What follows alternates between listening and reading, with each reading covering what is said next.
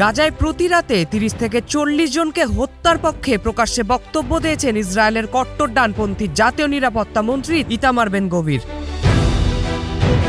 শুধু তাৎক্ষণিক হুমকি হিসাবে বিবেচিত ব্যক্তিদের মধ্যে হামলা সীমাবদ্ধ না রেখে আরও বিস্তৃতভাবে লক্ষ্যভিত্তিক হামলা চালানোর কথাও বলেছেন তিনি।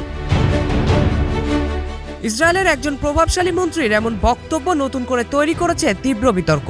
এপি নিউজের এক প্রতিবেদনে উঠে এসেছে এসব তথ্য।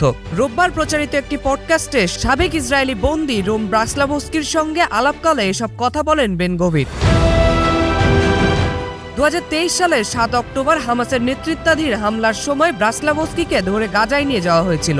আলাপচারিতায় বেন গভির গাজায় সামরিক হামলা কমিয়ে আনার বিরোধিতা করেন। তার ভাষ্য, সেখানে প্রতি রাতে লক্ষ্যভিত্তিক হামলা চালিয়ে ৩০ থেকে ৪০ জন গাজাবাসীকে হত্যা করা উচিত।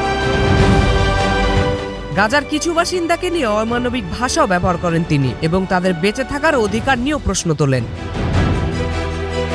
তবে ইসরায়েলি সামরিক বাহিনীর ওপর সরাসরি কোনো কর্তৃত্ব নেই বেন গভিরের। নিজে থেকে সামরিক হামলার নির্দেশ দেওয়ারও ক্ষমতা নেই তার।